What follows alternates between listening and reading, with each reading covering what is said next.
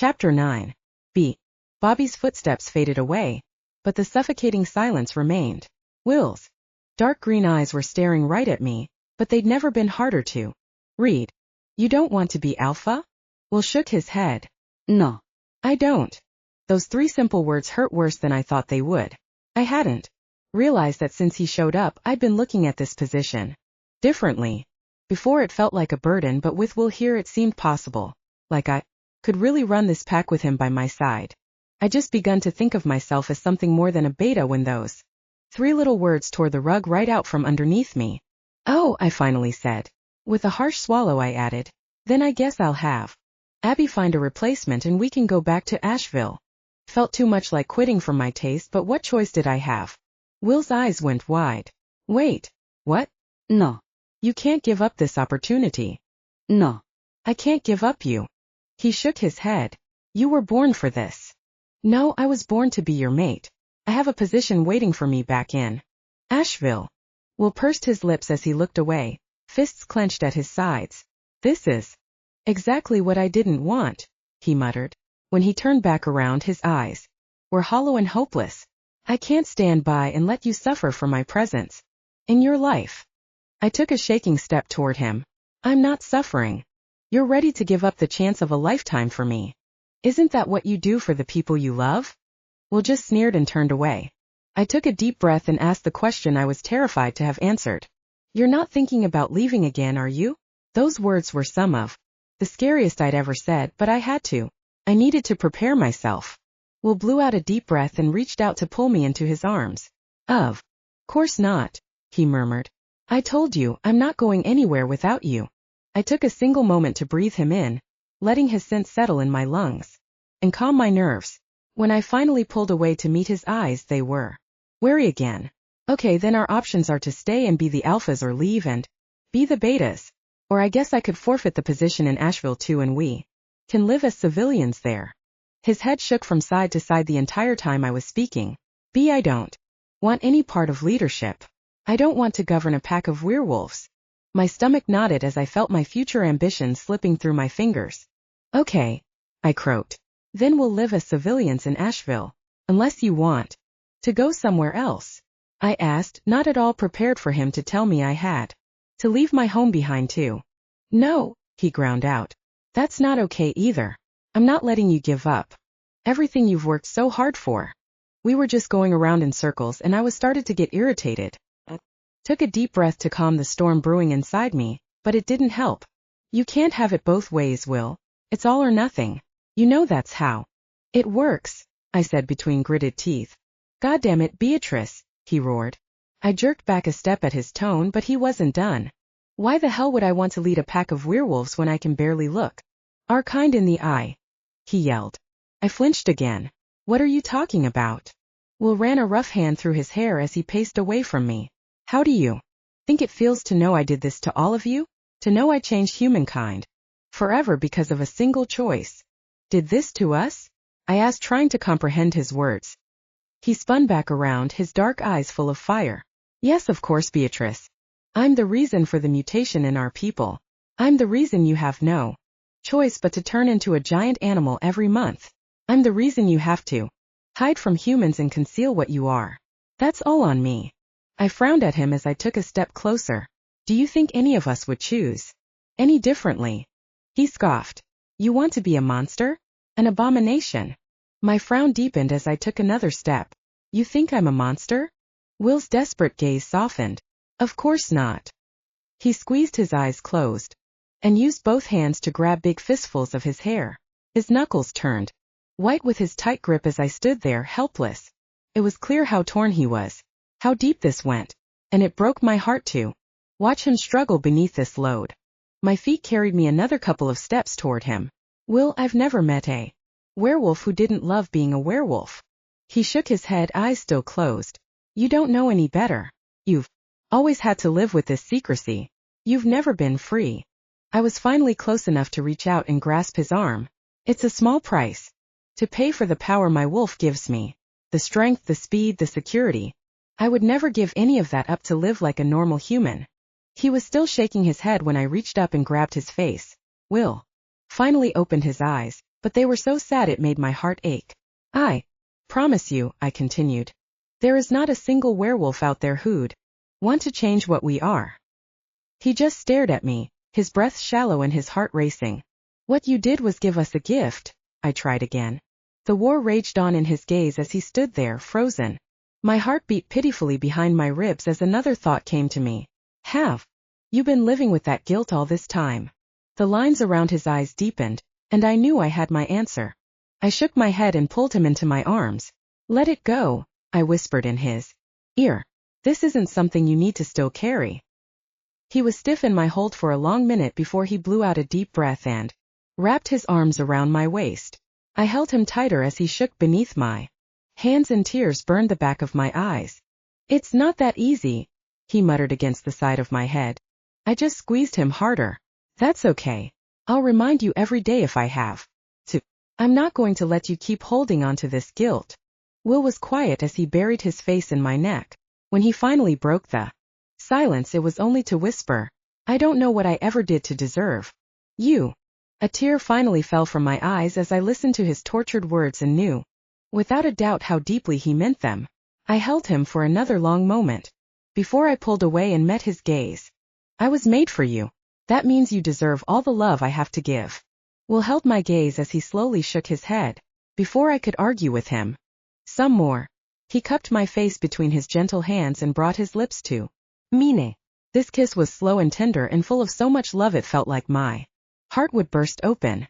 When he finally pulled away, he rested his head on mine and kissed my nose. I love you. My breath caught in my chest at his quiet words. He'd said he loved me before, but not like this. Not so directly. Not so simply. It was so powerful, so life-changing.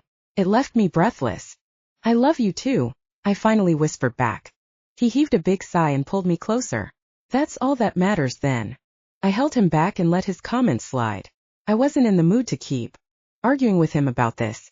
We'd figure out where and what we'd be doing later. For now, I could live in the moment with him and just enjoy it. We'd earned that much. But reality was waiting for us, and whether we liked it or not, we'd have to face it.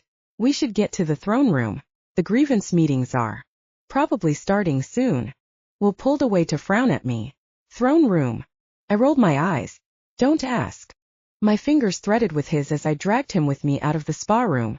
Wait, why am I going to these meetings? He called as he tried to slow us down. I just pulled harder. Because that's what the alpha is supposed to do. But I'm not the alpha. I sighed and came to a stop in the middle of the hall. Listen, have you ever tried being the leader of a pack before? He shot me a look. Of course not. Then you don't know that you won't like it. I'm not worried about enjoying the role, Beatrice. I propped my hands on my hips. Then what are you so worried about? His eyes burned hotter for a split second before he was in my space, backing me against the wall. I'm worried about inflicting myself on an entire pack of werewolves. I'm not going to ask these people to follow me when I don't even know where the hell I'm going. I slid my hands up his chest to wrap around the back of his neck. You're going where I'm going. Always. He held my gaze for a long time before he blew out a deep breath and dipped his head. Why you were burdened with me is another mystery, he muttered. I frowned at his messy, dark hair before tilting his face to meet mine. You don't see yourself clearly at all. Maybe it's you who isn't seeing clearly. I sighed. Please come with me to these meetings. Beatrice. I pulled away from him. Don't you want to come along and make sure I'm all right? It was only yesterday I could barely walk. Maybe I won't be able to make it through all these appointments. He narrowed his eyes at me, teeth clenched. That's manipulative, he finally said. Sensing victory, I let my lips twitch with a grin. That's effective. His jaw pulsed with how hard he was grinding his teeth, but finally he blew out a deep breath and shrugged.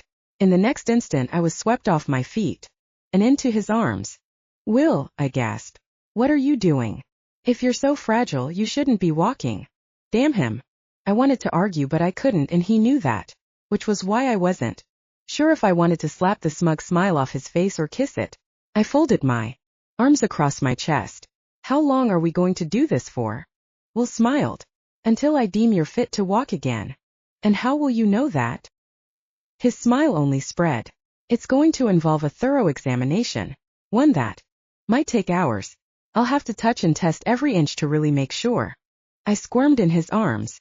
How soon can I have this examination?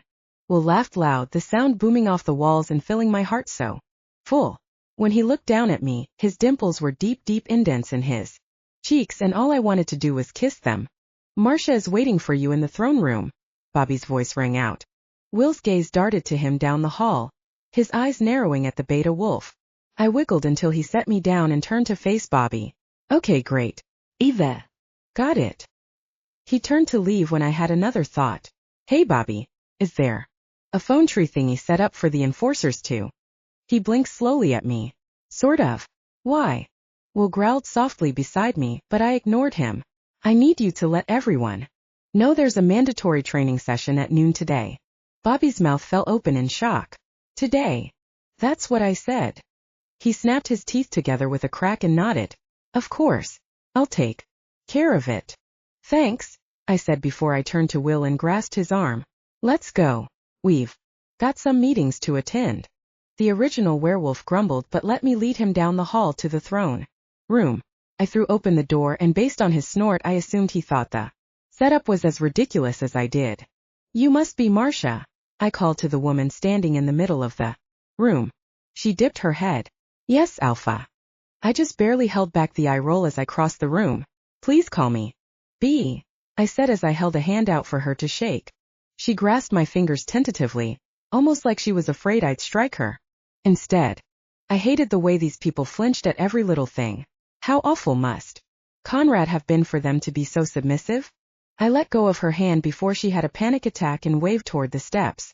I'm afraid this is the best I can do for seating right now. Marcia's eyes went wide as she watched me take a seat. Oh, I can stand. Nonsense. I waved her words away. Come have a seat and tell me what's going on. Will sat on the other side of me as Marcia slowly sank onto the step below us.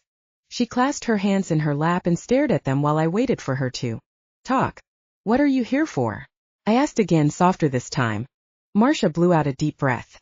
Conrad has been promising to move us into a new house for months, and now that he's gone I wanted to come here and find out if you'd be fulfilling the promises he'd made. There was the subtle hint of a challenge in her eyes, and I wondered why. Of course, I'll make sure anything he had planned still gets done. Can you tell me a little bit more about this housing situation? Why do you need a new one? It seemed like my answer took her by surprise. After a few moments she cleared her throat. Ours burned down due to faulty wiring. I winced. And this was a pack house? She nodded. Pack houses didn't need to be fancy, but they should always be safe and functional. The pack paid Conrad tithes in return for shelter and security, and he couldn't even do that right. I sighed. Sorry to hear about the fire. Where are you staying now? She pursed her lips for a moment before answering. Conrad was kind enough to provide us a tent.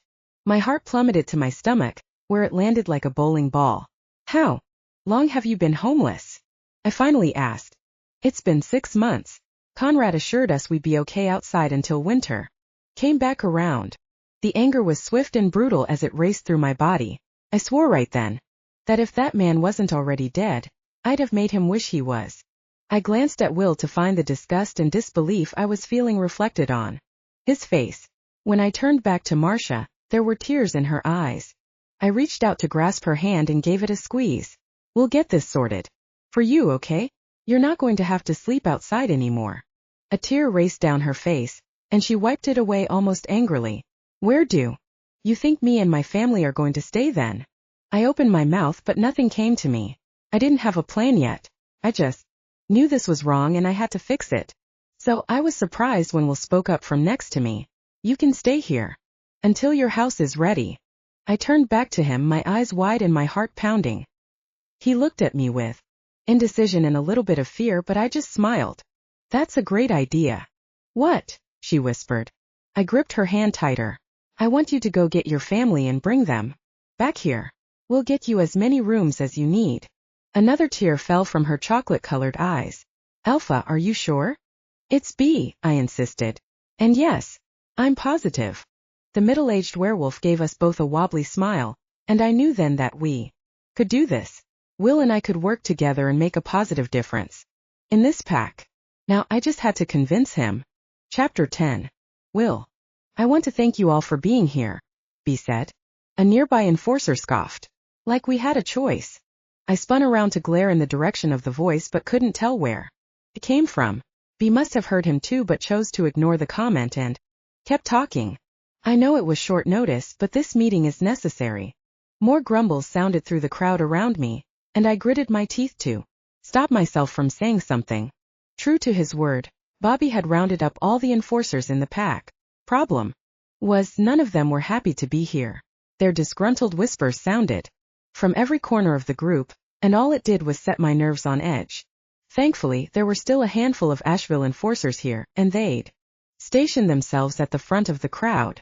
Their arms were crossed over their chests, legs spread like they expected trouble. Unfortunately, I had the same gut feeling. This pack is not safe with their force in the state it's in now. Plan to change that.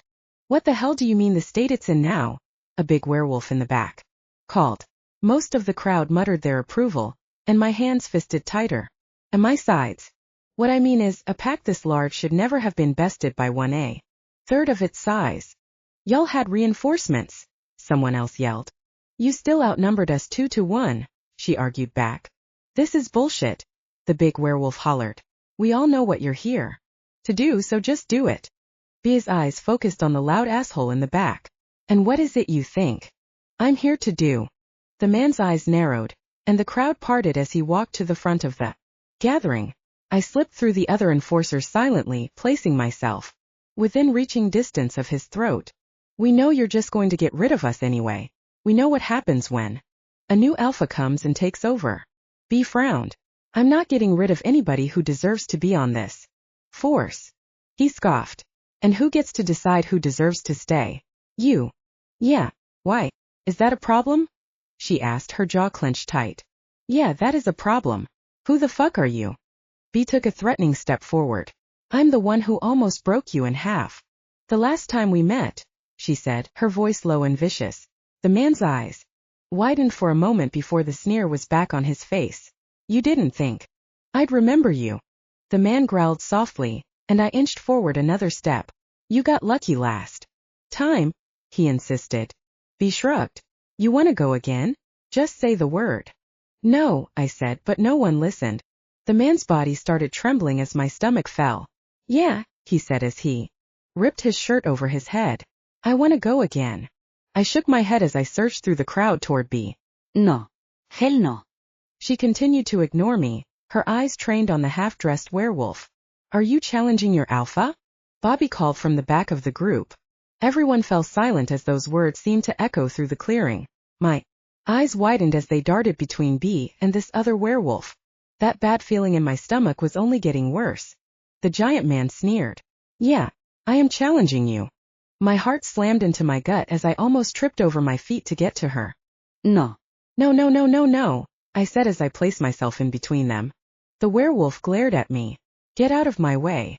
You're going to have to go through me to get to her. I snarled. I'll kick your ass and then her ass and this pack will be mine. I shook my head. No. You fight me and I end this right now. Actually, Bobby said as he stepped out of the crowd. He challenged the alpha and only the alpha can respond. I turned to glare at the beta wolf. I'm her mate. I'm fighting for her. No, I'm fighting, Bea called, but I ignored her.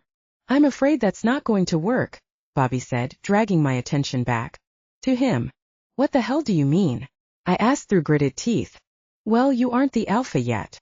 Our mating ceremony is tonight, I said slowly, willing myself to hold still. And we're fated. Bobby shrugged. None of that makes you the alpha of this pack. Bruce challenged the alpha. She has to answer it. Or step down, he added. She's not stepping down and she's not fighting. She could barely fucking walk yesterday. Bruce chuckled, and I started toward him before I'd even realized my feet were moving. Hands fisted, I was ready to start swinging when Bea stopped me with a set of strong arms around my waist. Will, you need to back up, she said from behind me. I tried to pull her off me, but she was stuck like a barnacle. No. Beatrice. This isn't happening, I muttered as I tried to struggle out of her hold. With a surprising amount of strength, she jerked me back a step. I lost my footing, just barely catching my balance before I fell. Give us a minute, Bea said before spinning around and pinning me with a glare. She marched forward, grabbing my elbow in a punishing grip as she stormed off. We've talked about this, she seethed. Over and over and over we've talked about this. She spat before she yanked us to a stop and tossed my arm back at me. I just barely resisted the urge to rub away the feel of her bruising fingertips. This is a little different, Beatrice. How? She demanded, her fists clenched tight. How is this any different from all the other times you inserted yourself in my business? How is this any different from all the other times you disregarded me and what I was capable of? A blaze of anger raced through my veins, and I surged forward to grab her by the arms. This is different because you were half dead only yesterday, I gritted out, my voice barely audible over the noise of the crowd close by. I told you I feel better. My hands trembled harder where they held her. That's not good enough. Will, I had no trouble beating him last time I went up against him. I dragged her closer, my temper hanging on by a single thread. Last time you were at peak physical performance. Today you're still recovering from withdrawals, and I am not going to let you take on the biggest goddamn werewolf in this pack. I yelled. She met my eyes, and for the first time I saw a tiny sliver of wariness in her gaze. It wasn't the outright terror I was experiencing, but at least it was something. I can win this fight, she insisted. It's not happening. Bea sighed. You know I don't have a choice. I have to fight him, or I have to give this pack to him. Then give him the pack. And what if he was aligned with Conrad? What if he knows about the gem mine my uncle was after on Asheville land? You're expecting me to just hand him the keys to the biggest pack in the state and hope he doesn't launch another attack against my family? I ground my teeth together as I read the truth in her blue eyes. You can't expect me to let you do this. She placed her small hands on my chest, and my heart thumped unevenly. Trust me, please. Trust that I know what I'm capable of. Trust that I can win this. She looked away and swallowed hard. Trust that if for some reason I'm losing, I'll tap out before he can really hurt me. I gripped her harder. He might not honor your surrender. Bea turned her hypnotic gaze my way. That's why I have you here to step in. I rolled my eyes. Oh, am I allowed to stop him from killing you? She didn't smile as she continued to stare at me. It won't come to that, but if it does, then yes. You're allowed to help me. I blew out a deep breath and pulled her closer to my chest. I don't like this. There are too many things that can go wrong. She wrapped her thin arms around my waist and squeezed tight. I'll be fine. Promise. Are we fucking doing this? Or are you bowing out now? The asshole Bruce called from behind us. I spun around with a growl, but Bea hurried to place herself between us. I'm ready. Let's go. My hands itched to reach for her as she walked away from me, pulling her shirt over her head as she went. Soon her pants were gone too, and then her bones were shifting and reforming, her undergarments ripping at the seams as her body grew into a wolf's. Bea stood there on all fours, magnificent and beautiful as I disrobed as well. Her head swung my way, and a small growl fell from her lips. Ist er daher? Wide-eyed, but she didn't blink until I yanked my shirt back down. She nodded once before turning back around to her competitor as he morphed into a wolf. 2. They stood there staring at each other, most likely having a private conversation only a wolf could hear. I yearned to know what they were saying, especially when Bruce growled at her, and she didn't bat an eye. It was probably safe to assume she'd said some smart-ass comment that only served to piss him off. I just hoped she knew what she was doing. In the next instant, my heart fell to my stomach as Bruce leapt at her. His giant furry body sailed through the air, almost in slow motion as I watched Bea stand there, my hands fisted, and I took a single step in their direction. Before Bea reared back and clawed his stomach with both paws. Bruce howled and curled his body protectively as Bea shifted out of his trajectory. The larger werewolf landed on the ground with a heavy thump that made even me wince. Bea was already across the clearing, her ears pricked and attentive. I'd largely tuned out the crowd around me, but now that the angry voices were rising in pitch, they were too hard to ignore. That was a fucking cheap shot. She's cheating. Get up and kill her, Bruce. I swung my head around at that last comment, my hands twitching with the need to injure whoever said it. But the crowd was too thick, the voices too loud. It was impossible to track down a single comment in the sea of noise. A cry rang out through the group. and I spun around in time to catch Bea. Darting across the clearing again, her muzzle bloody. My heart slammed into the back of my throat as I scanned her for injuries. When I was sure the blood wasn't hers, I turned back to her opponent to find a chunk missing from his shoulder. Pride swirled through me, but it was replaced by fear as the large werewolf jumped to his feet and charged her. Bea stood there again, ears in the air and tail completely still as Bruce raced forward. My jaw ached as I willed myself to stand still, to let her handle this, to trust she knew what she was doing. But none of that logical reasoning did me any good as I watched Bruce plow right into Bea's still form. I stumbled forward a step, my hands already shifted into paws as Bea rolled onto her back and kicked out with her powerful hindlegs. She launched Bruce over her head and was on her feet before he landed. She raced over to his prone body and jumped on top of him. Her sharp teeth dug into his throat, and the smell of his blood floated through the air. Bruce howled in pain, but Bea bit down harder and it ended on a gurgle. It was clear she'd won the fight, and I'd never been more proud. I let my shoulders fall and took the first real breath in what felt like hours. When a dark blur shot out of the crowd, there was no time to even yell before a new wolf slammed into her at full speed. Bea was knocked off Bruce as she and this second wolf tumbled to a stop a few feet away. My body was already partially shifted before I started running. Bruce was just crawling to his feet as I raced forward and jumped on his back. My weight was enough to snap his spine on impact. I leapt off his broken body, just as another wolf darted from the crowd toward me. I spared one moment to search for Bea, only to find her in control of the other fight, and the Asheville wolves surrounding her, also fighting Charlotte. Enforcers. Half the clearing had joined this battle, and I knew we were severely outnumbered. A loud roar sounded from behind me, and I turned just in time to see Bea snap the spine of the wolf she was fighting. She was gone again in a blur, aiding each of the Asheville wolves in their fights, cracking spine after spine. I swung back to my opponent just in time to catch his big paw flying toward my face. I lashed out at his exposed gut and then jumped over his hunched body. With a powerful kick of my hind legs, I broke his back and left him there. When I found Bea again, she was snapping the spine of another wolf. She jumped off his motionless body, her bright eyes searching the crowd. Bea growled, deep and menacing, the fur standing up on her back as she glared at the remaining enforcers still standing around us. Men, she finally spoke in our heads. To me. Every Asheville wolf responded, one after another, forming a tight circle around her. I raced forward and grabbed a spot with the rest of them. When we were all in place, Bea shifted back into a woman, her eyes still laser-focused on the group. She was covered in blood and sweat, but she'd never been more stunning. Bea stood there like a beautiful avenging goddess before her voice rang out, strong and firm. Who's next? The crowd remained silent, but she wasn't done. There isn't a single wolf left in this pack that wants to challenge me right now, she said, her voice rising. Because that was like a warm-up. I'm fully fucking ready to beat the shit out of every single one of you today. I didn't even think a single one of them dared to take a breath as Bea stared them down. When it seemed she was finally satisfied, she nodded once. Good. Then you're smarter than I thought. You're all dismissed. Permanently. The murmur started off soft, and I wasn't surprised no one wanted to be the first to speak up. Finally, that bastard Bobby made his way through the crowd. What does that mean? He asked, his tone wary and maybe a little bit scared. It means I'm dismantling Charlotte's entire force.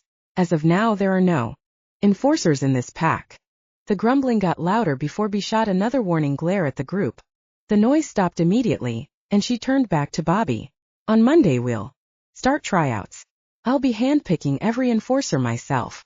The beta opened his mouth to speak, but Bea kept talking. That includes you too, Bobby, she continued as the beta's jaw fell open. As of right now, you're relieved from your position as well. You can't do that, he stammered. Bea shrugged. I just did. She turned back toward the crowd. I won the fight against Bruce but spared him his life. He's now excommunicated, along with every other wolf that shifted and fought today. Let this be a lesson to all of you. If you come up against me, you better be sure you can win, because if you lose, you're out of this pack. Bea wiped the sweat off her brow and glanced at me before turning back to the ex-enforcers. Tonight is my mating ceremony, and I don't want to see any of you there. If I do, you won't be excommunicated, I'll rip your fucking throat out on the spot. Every heartbeat in the clearing began to race, and I couldn't help the surge of pride that sped through me. Now get out of my sight, Bea ordered, and the group. Chapter 11.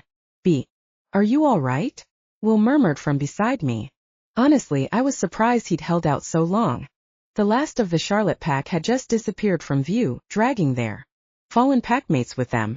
I was still naked and covered in blood, but I hardly noticed. I turned to Will, letting the electric current in my veins race even faster. I'm fine. His dark brows furrowed as the look in his eyes heated. Finally he cleared his throat and turned away. We should go get cleaned up.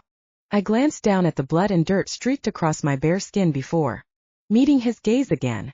Okay, I breathed. Will's nostrils flared as he picked up his discarded shirt and passed it to me. I shrugged it on without a word. Will grabbed my arm immediately and started toward the estate. Yesterday I would have struggled to keep up. Today he wasn't going fast enough. I ignored the curious looks from the maids as Will and I rushed past them. In moments we were in my room with the door slammed shut and my back up against Will's hands flexed on my hips but didn't move from there. My chest rose and fell so fast as I struggled to pull in enough oxygen. Are you sure you're okay? He asked, his voice like gravel. I shivered. Yes. His fingers dug in deep as he pulled me closer. You were magnificent today. He breathed against my heaving chest. I've never seen anything like it. Will ripped my shirt down the middle and pressed a kiss on my breastbone. Eva. Never met anyone like you in my entire life. My brows rose as he looked up to meet my eyes. Never. Never. I smiled and dragged his face to mine. Good, I said before my lips met his. Will groaned against my mouth as he slammed his body against mine. He was already hard and I trembled in his arms. I can't believe you did that today, he murmured against my lips. I can't believe I let you do that. I giggled. You didn't let me do shit. He growled and dragged me closer. I'm going to show you a better use for that smart mouth of yours. My smile only grew. I'm always up for learning new things. Bea, my love, you need to wake up. I inched closer to Will's warmth and shook my head. His body vibrated with chuckles as he pulled me across his chest. We have our mating ceremony in a few hours. Your sister has been planning to storm the door for the past 30 minutes. Evie. Had to be. I giggled, but I was sure he'd be able to hear the anxiety in my laugh as well as I could. Will paused before pushing the hair off my face and meeting my eyes. What's wrong? Nothing, I replied automatically. His brows dipped as he frowned at me. Are you feeling all right? Of course. I feel fine. Then what's wrong? Nothing is wrong, I lied again. Will's growl was soft before he picked me up and sat me on his stomach. Now, there was no escaping his deep green eyes or the way they always made me want to tell the truth. He was quiet for a long time before he finally said, Do you not want to do this? The words came out even, but I could hear the pain behind them. That's not it. Then what is it? He said, his voice rising now. I'm just scared, okay? I said even louder. Will froze beneath me. Even his heart stopped beating for a moment. Scared of what? He finally said. I held his gaze for as long as I could before his intense stare became too much. My hands fidgeted in my lap as I tried to figure out how to be this real and deep with someone, or how to be this vulnerable with him. My eyes were still on his chest when I finally spoke. I'm just so scared. You'll find another reason to leave, and I'll lose you forever this time. Will's heart stopped beating for a long moment again before it started back up. At a sluggish pace. Bea, he whispered, his voice cracking. He reached for my chin and tilted my face to meet his. That's not going to happen. It could. Never. I yanked my face out of his hand. You've done it before. He fought to hold my gaze, but the guilt was thick in his eyes and finally, he looked away. Did I though? What are you talking about? I asked between gritted teeth. I never left, Beatrice. I watched you somehow get up the strength to walk away from everything between us along with all your family and friends, and you did it with your fucking spine as straight as an arrow. Me? Couldn't even make it off Asheville Pack land. But you don't even feel the withdrawals. You could turn around and walk away tomorrow and never feel an ounce of sickness over it. He sat up until we were eye to eye and his big hands were around my biceps. Do you know how many nights I spent in your room after you left? How many hours I wasted lying in your bed just so I could smell you again? I shook my head and he sighed. You are so much stronger than I've ever been, he insisted. But I swear if you just give me this one chance, I'll prove that I can be what you need. I'll show you I'm here to stay. That nothing could tear me away from you. That you are the woman I'm meant to spend the rest of my life loving, and there's nothing else I want to do more. The tears were too swift for me to catch, but Will was there, cradling my face and wiping at the wetness on my cheeks. Don't cry, please, he whispered against my lips before he kissed them. I leaned into him, letting the tears flow along with the fears. Right out of my eyes and onto our naked bodies they fell, and when they were finally dry, I pulled away from him with a smile. Okay, let's go have a ceremony.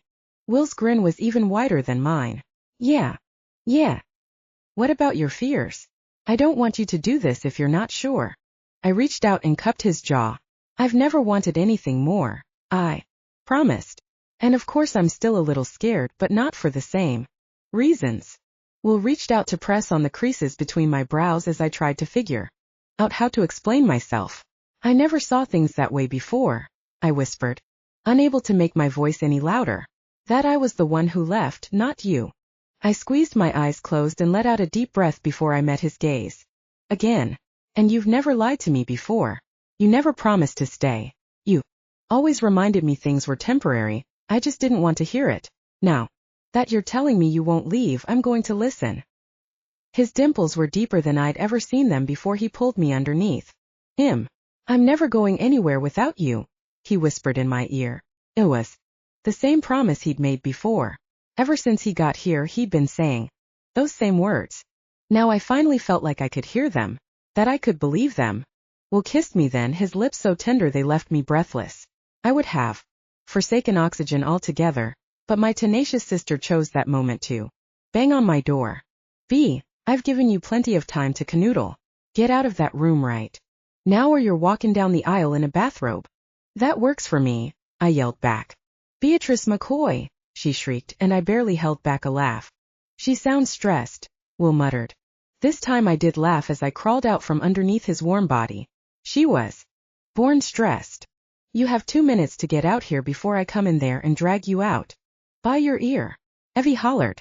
I rolled my eyes as I searched my drawers for a baggy shirt. How come she's only calling for me? Don't tell me you escaped being dressed by my sister. His dimples were back as he smiled at me. She's already given me my orders.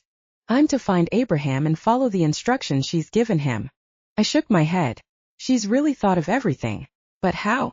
It's been less than 12 hours since we decided to have this ceremony.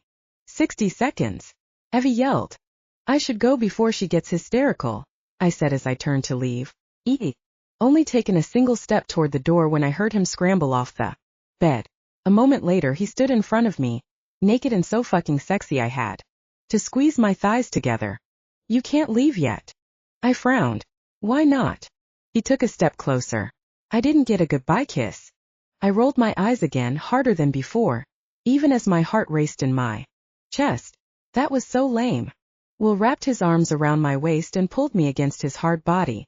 Do you dare deny me a kiss? My smile was so wide it was starting to hurt my cheeks. I wouldn't dream of denying you anything. Will's grin was mischievous as he reached around and swatted my ass with the palm of his hand. Good. See that you don't. My mouth fell open in shock, but before I could say a word, his lips were on mine. The kiss was almost enough to make me forget what he'd just done, except my ass was still stinging. I finally pulled away from him with a gasp. I can't believe you just spanked me. Will inhaled deeply, his green eyes almost molten. I can't believe how wet it made you. I gasped again. How would you know?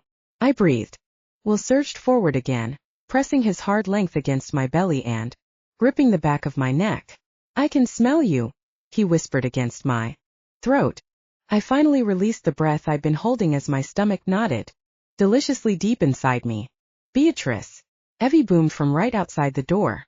Will released me immediately and took a step back, but his eyes were still like liquid emeralds. We can explore this revelation later tonight. My Breath caught in my lungs again and Will growled softly. You should go, he muttered.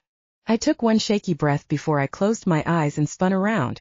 They remained closed for the first few steps until I was sure I was strong enough to walk away from him, even if it was only temporary.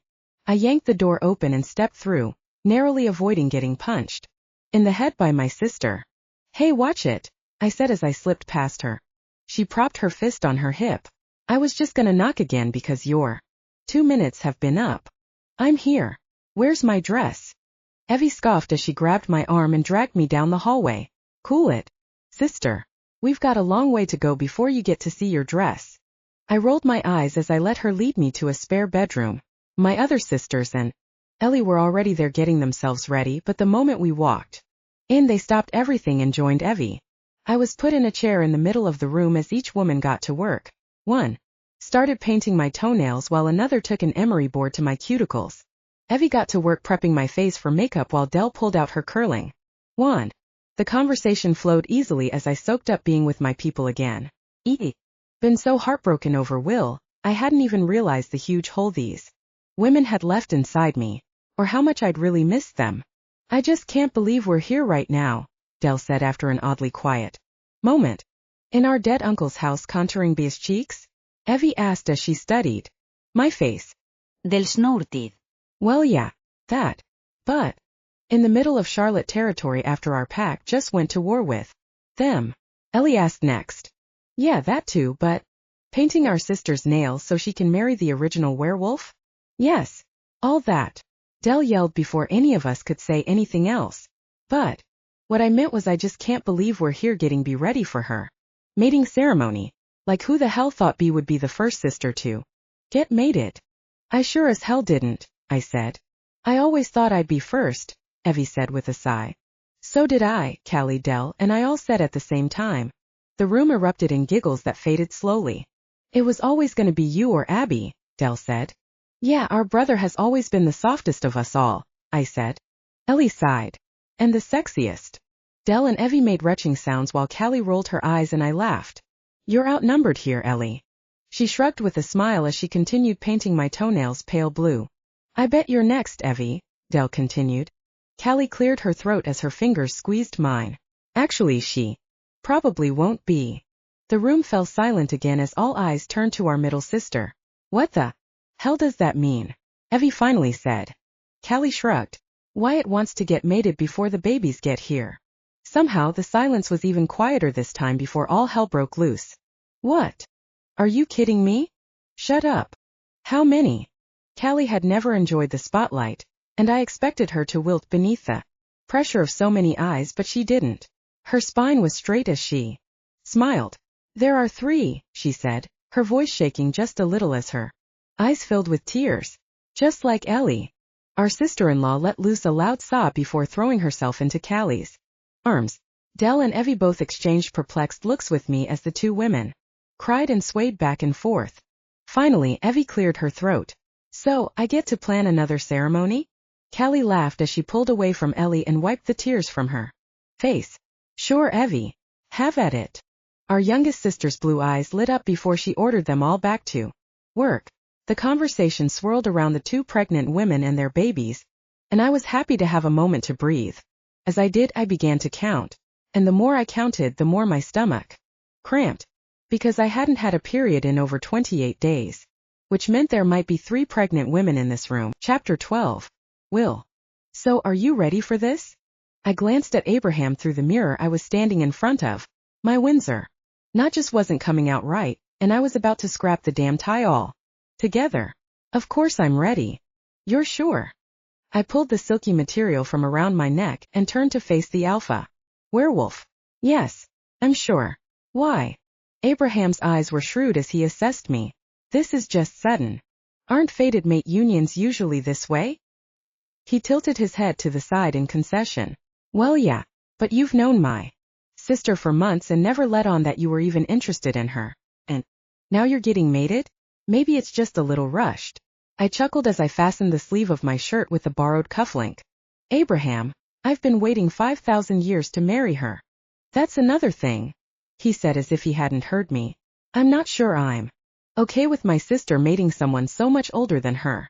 I laughed again and shrugged as I met his eyes.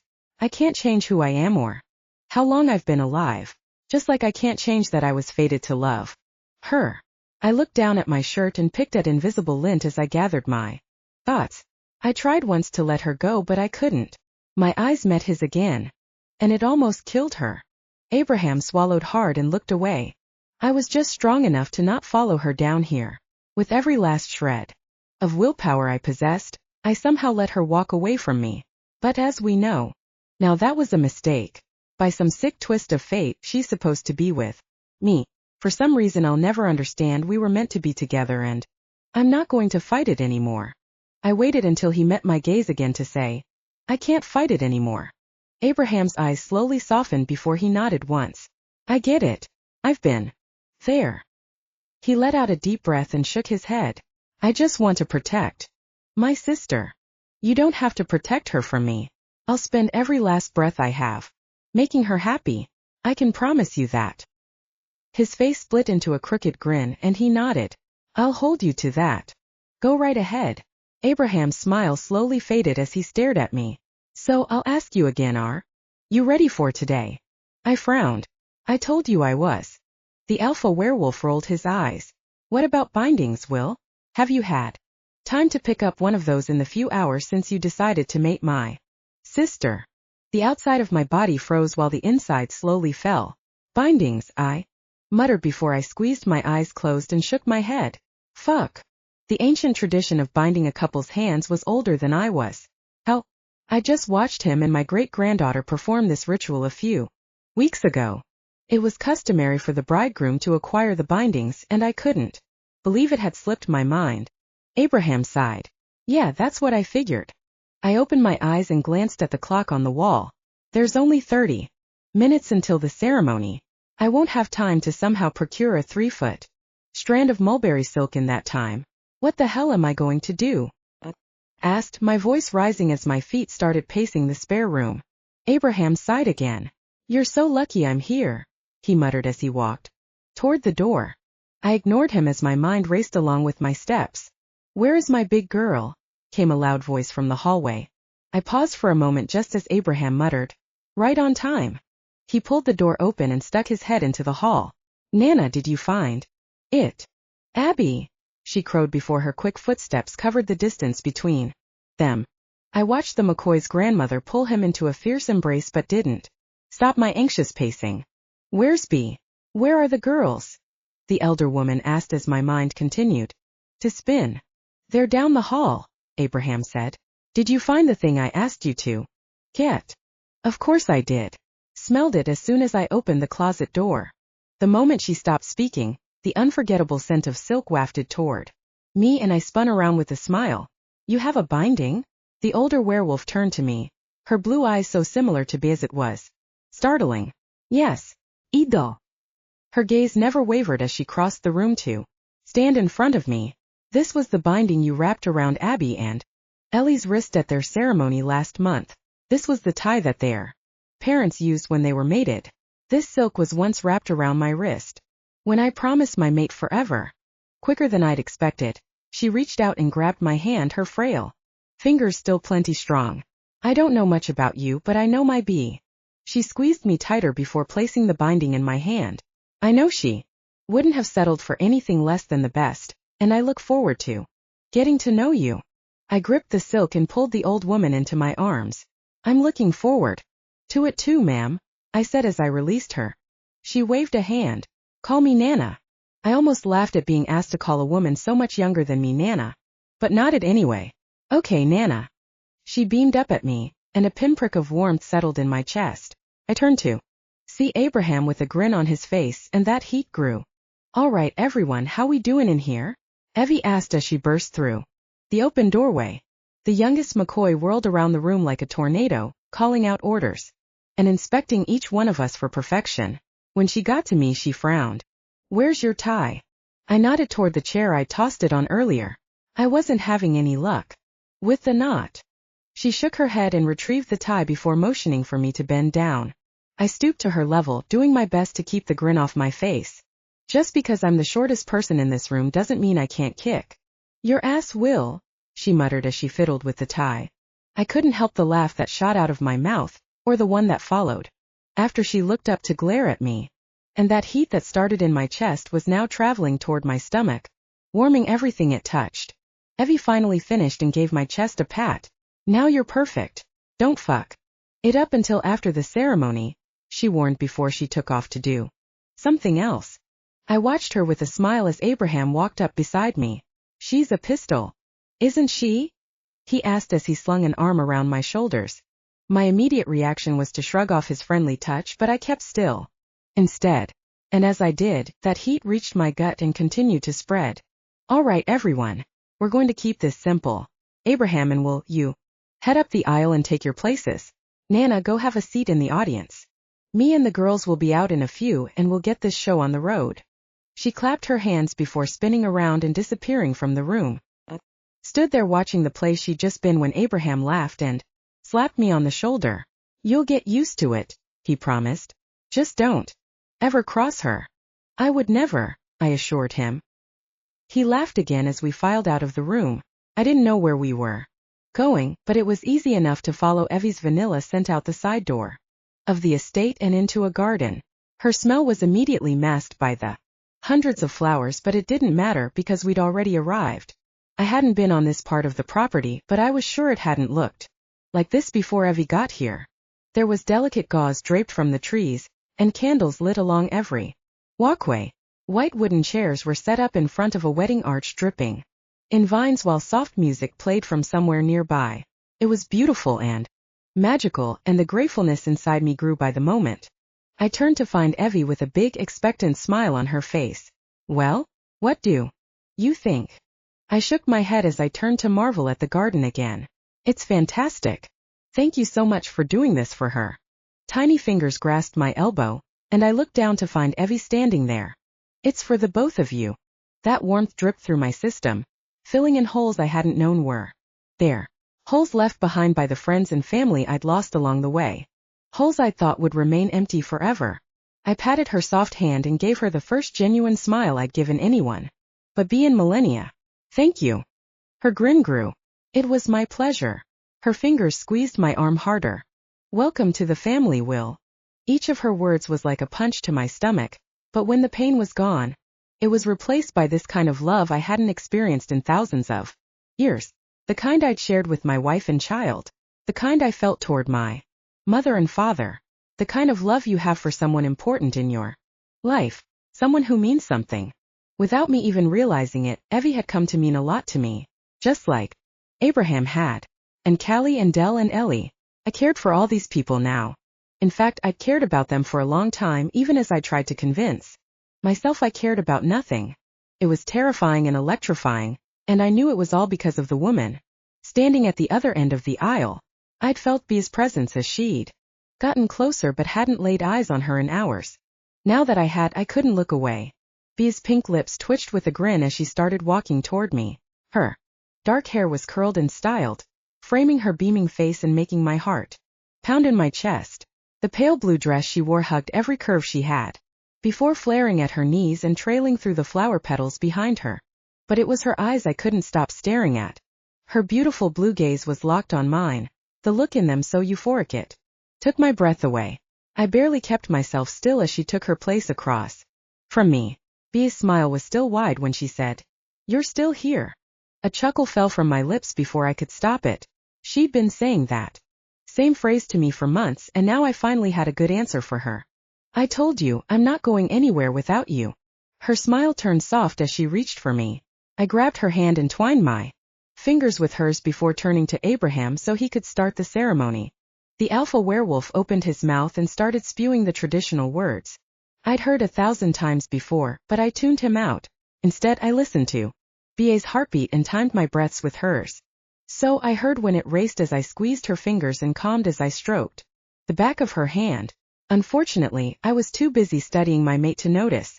When it was my turn to speak, Bea cleared her throat, and I looked up into her amused blue eyes. She nodded toward Abraham, and I turned to him with a sheepish smile. Could you repeat that? Chirps of laughter sounded from behind me, and I noticed for the first time the rest of the ceremony attendees I asked if you prepared vows, or if you'd like to use the traditional ones, Abraham said, bringing my attention back to him. I opened my mouth to tell him to use the old ones but stopped myself. With another glance at Bea, I knew those generic words wouldn't be enough. There were things she needed to hear from me, and this seemed like the perfect time. I'll say my own vows, I told Abraham, my eyes still on my mate. Then you may recite them now, he said as he reached for our clasped hands, and began wrapping them in the silk ribbon. I continued to stare into her eyes as I tried to straighten up the mess of thoughts in my head. After years of living as a wolf, I often found regular human activities harder to do than before. One of the most challenging was taking the words in my head and repeating them out loud in the way I meant them. I'd put my foot in my mouth more than once in her presence, and I didn't want to do that today. I reached out to cup her jaw, and the moment I touched her, all the confusion in my head disappeared. Bea pressed her face harder into my hand, and that little gesture was enough to give me the confidence to speak. It gave me the courage to know I'd somehow find the right words for her. She deserved nothing less. I sighed as I slid my fingers into her curly hair. Beatrice, even after waiting thousands of years for you, I find myself unprepared to explain what you really mean to me. I feel like all the words I've learned in all the languages I know couldn't possibly convey how deeply I love you. Bea's eyes watered, but she never looked away. Just know, I continued, that this is only the beginning of my love letter to you. I'll add new lines every day and I'll read it to you every night. You are the single greatest thing that has ever happened to me, and I'll spend the rest of my life trying to be everything you need. A single tear leaked down her pale cheek, but I caught it before it fell. Despite that, her smile never dimmed. Bea, do you have vows prepared? She shook her head as a small sob fell from her lips. I love you, she croaked, and before she could say anything else, I dragged her into my arms. That's all I need to hear, I said before I kissed her smiling mouth. She wrapped her arms around the back of my neck and dragged me closer as the rest of the wedding attendees chuckled. I guess I officially pronounce you mated and you can kiss, Abraham said, the smile clear in his voice. We chose to ignore him as we got lost in the moment and the power of our love. She was finally mine and I was finally hers. Nothing was ever going to change. That, or so we thought. Chapter 13. Bea. All right, where are my Taylor Swift fans? Dell called from the makeshift stage. A couple people hollered, but not enough to satisfy my sister if her narrowed eyes were anything to go by. Well, we'll just have to convert the rest of you, she said before positioning her guitar and picking at a few strings. This is one of her best songs, and it's dedicated to my sister and new brother-in-law. Del searched the crowd until she found us nestled together in the back of the group. Bea, I'm so happy you found your mate, and I can't wait to see what the future holds for the two of you. And Will? Welcome to the mayhem, brother. I laughed as Dell launched into one of Taylor's newer songs. It was a guitar ballad that was more about staying in love than falling in love, and I instantly began to sway. I feel like every time one of your siblings welcomes me, they're really warning me, Will whispered in my ear. I laughed and spun in his arms to face him. It's both a welcome and warning. The McCoys are crazy, but you'll never be lonely again. I watched as those words settled deep inside him. His eyes got softer, his face less lined. That would be a vast difference from how I've spent the last few thousand years, he muttered. My heart ached in my chest as I shuffled closer to him and wrapped my arms around his waist. That was the past. Don't linger there because it's over. Now, stay here with me in our present. Let yourself enjoy all these moments, because they're not fleeting. All of this is here to stay, just like you. He squeezed his eyes closed, and when they opened again they were greener than I'd ever seen them. I don't know what I ever did to deserve you in my life, he murmured as he pulled me even closer. I shook my head as I breathed in his earthy scent. You've suffered enough. Pulled away and met his wary gaze. You deserve all the happiness in the world. And I'm going to make sure these next few decades of your life are better than all the other ones combined. The corners of his lips twitched once before they curled into a smile so beautiful my breath caught in my chest. I couldn't stop myself from reaching up to poke the dimples in his cheeks, which only made his smile wider. I love you, he finally said. Tears sprang to my eyes, just like every other time he'd said those words. I love you too, I whispered. Will pulled me close and pressed his lips against mine. The kiss was almost indecent in front of this many people, but neither of us cared. It was hard to even think about anything but the feel of his body against mine in that moment. But of course reality wouldn't wait forever. Someone coughed nearby, and the sound was so foreign in a group of werewolves that I pulled away from Will to find the source. I searched the crowd until my eyes landed on Tracy, the werewolf I'd had a grievance meeting with a couple days ago. She had a used tissue pressed against her lips and a wary look in her eyes as she stared at me. I stepped out of Will's arms and grabbed his hand as I headed over to Tracy. The closer I got, the more sick she looked and my stomach turned violently inside me. Hey Tracy, what's going on? Her eyes darted around the crowd like she was looking for someone before they finally landed on me. I'm sorry to interrupt, Alpha. Call me Bea, and you're not interrupting anything. What's up? She coughed again, and I watched her whole body shake with the force of it. I know this is your ceremony celebration and I'm sure the last thing you want to talk about is my problems, but I didn't know how else to get in touch with you. I frowned as I stepped closer to her, worried that I wasn't hearing her right. How to get in touch with me? I repeated. I haven't left the estate, and I thought you were coming back yesterday with those other receipts. Her gaze narrowed. I did come back. I was told you were too busy to see me. I jerked back at the iciness in her words. By who? Tracy's eyes darted around the space again before she whispered. Bobby. Will growled behind me, and honestly it was a struggle not to do the same. But instead I took a deep breath and made sure my tone was as level as I could make it. I don't know why Bobby would have sent you away, and I'm sorry for the confusion. If you can bring them back tomorrow, I'll make sure everyone in this estate knows to come get me when you arrive. Tracy shot me a tentative smile. She opened her mouth like she was going to say something, but another coughing fit overtook her. Her body was almost bent in half as she struggled to control herself. Finally, she stood back up and pulled the tissue away from her to crumple it in her hand, but not before I saw the crimson droplets staining the white paper. Tracy, I gasped. Are you okay? She nodded as she struggled to catch her breath again. It's been like this for a while, she wheezed. It gets worse when it gets humid. I continued to frown at her as she finally stood up straight and shot me a pained grin. Have you seen a doctor? I continued. This can't be normal. Tracy shrugged. The pack doctor is expensive, and with all the money I've had to put into the house, I can't afford to see him again. Besides, he said once we get the mold situation under control, the coughing should go away. My eyes nearly bugged out of their sockets, and I stood there with my mouth wide open for so long I was surprised a mosquito didn't fly in. Finally I shook my head and took a deep breath, hoping it could calm some of the rage inside me. You have to pay to see the pack doctor? She nodded. Of course. I shook my head again. And you're coughing up blood because you've been living in a pack house full of mold for too long. She nodded again. That's what the doctor said. My limbs shook as I squeezed my hands into tight fists at my side. Will must have sensed that I was close to losing my cool because he wrapped an arm around my shoulders and took over for me. Tracy, is it? He asked, his voice calm and as smooth as butter. The poor woman blinked at my mate, clearly as affected by those damn dimples of his as I was. I almost pitied her. Your living situation is unacceptable, and we cannot allow you to stay there another night. As soon as you're done here at the party, please grab anything you might need from your old house and bring it back to the estate. You'll stay here until we can find more suitable accommodations for you. My heart filled so full at Will's gentle generosity, but Tracy just shook her head. I'm afraid that won't work. I've got my husband and kids to think about too. I can't leave them there, and I'm sure you don't want that many people in your home. I gasped so loud the crowd around me turned to stare. You've got kids living in that house? I almost yelled. Tracy nodded slowly as I worked to contain my anger again. It was one thing to be a shit alpha. That happens every day. But to leave your pack in a dangerous living situation like that? To leave children in a place like that?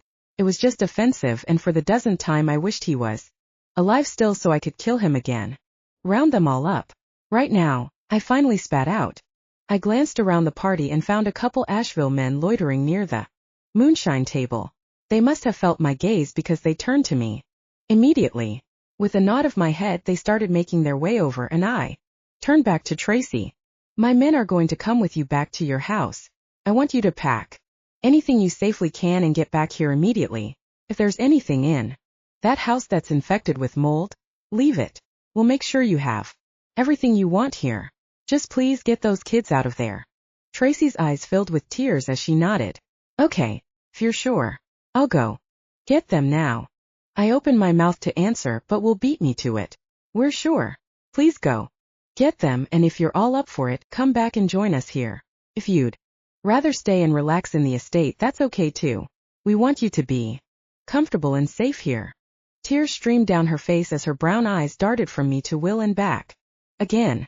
When we heard Conrad's niece was taking over here, we didn't know what to expect.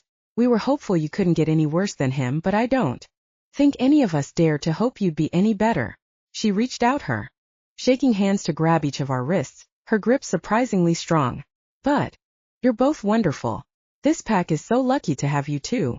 I felt Will stiffen behind me but didn't comment on it. Instead, I cleared my throat and covered her hand with my free one. Like Will said, we just want you to be comfortable and safe. Let's get everyone settled in tonight. And tomorrow we can work on where you're going after this. Okay? She nodded, her tears never slowing. Okay, she said with a sniff. I'll go home and pack, and we'll be back as soon as we can. Take your time. She nodded again before turning and disappearing into the crowd. I glanced back at Will to see him staring at the place Tracy once stood, an indescribable look on his face. Your uncle really was a bastard, wasn't he? I sighed. Yeah, it seems this pack has really gone to shit since my father ran it. Will turned wide eyes to me. Your father ran this pack? Yeah. Him and my mom were the alphas for years until they died, and Conrad convinced Abby to abdicate to him. I laughed, but it was an ugly sound. Turns out, he was my parents' death. It was all a part of his plan to rule this pack himself. I didn't realize how hard I was shaking until Will wrapped his steady arm around my shoulders. How did you all find your way to Asheville? I shook my head, doing my best to let that past heartache go. When Abby gave up the alpha position to Conrad, our uncle made it clear he wasn't welcome in the pack anymore. Conrad was too threatened by my brother to let him stay in his home, so we all left. We wandered the state for a few weeks until we found the Asheville land for sale, and Abby bought it without a second thought. Has been our home ever since. And now you're back here, Will summarized. This must be so hard for you. It didn't feel like I was coming home to the place I grew up. This pack, this giant house, it's all foreign to me. There's nothing left of my parents here. Will squeezed me tighter. We're going to make it our own, okay? This isn't his pack anymore. It's ours. I froze in his arms before pulling back slowly to meet his eyes. It is. He swallowed once before he nodded. I don't know if I'm going to be any good but I want to try for you. This was what you were born to do, and I'm not going to stand in your way. But you don't want to be alpha. He shook his head. That doesn't matter. I want to be with you, and you need to take this position. What I want doesn't matter. Yes, it does, I argued. He just shrugged. If you're happy, I'll be happy. I had a feeling arguing with him right now wouldn't get me anywhere, but I wasn't done with this conversation. Will deserve to be happy too, and I promised then that I'd make sure he was, no matter what the cost. Bea, there you are. I froze again, but this time for an entirely different reason. As I slowly spun around, I found Bobby hurrying toward me, his steps uneven and his eyes glassy. I've been looking all over for you, he said, much louder than necessary. Will's body pressed against mine from behind, and I knew he was just barely holding himself back. I glanced at the crowd surrounding us. What are you doing here? I muttered. To the ex-beta. Bobby frowned. I wanted to dance with the alpha on her mating ceremony day. More and more people were tuning into our conversation, so I took a step closer and lowered my voice even more. I told you not to come here today. Bobby's frown deepened. I thought you just meant the enforcers. I meant everyone. Bobby's dark eyes searched mine as his expression slowly hardened. In the next instant, the dopey smile was back on his face. Okay, how about you grant me one dance and then I'll leave? Will growled behind me, but my eyes were on the people around us, all of them with expectant looks on their faces. If I denied him a simple dance, I'd look like an asshole, but if I went with him, Will might shift right here and tear his throat out. The decision came down to whether or not I wanted to disappoint Will or the rest of the pack. If I was really going to take on this alpha role, I needed these wolves to accept me, and I wouldn't be doing myself any favors by insulting their old beta. I reached behind me to grab Will's hand and squeeze his fingers. Okay, Bobby. One dance. No, Will growled. I squeezed harder before turning to him. My arms twined around his neck and I dragged him closer so I could whisper in his ear. I can't say no with this. Many people watching and I don't want to make a scene. It's just one dance and then I'll get rid of him. Will's hands landed on my hips, where they gripped me almost painfully.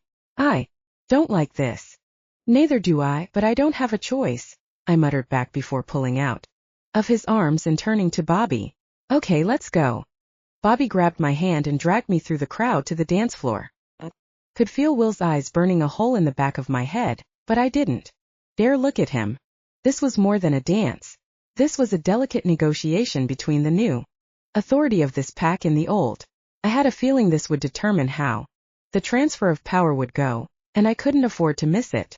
I just had to hope Will would forgive me when I was done.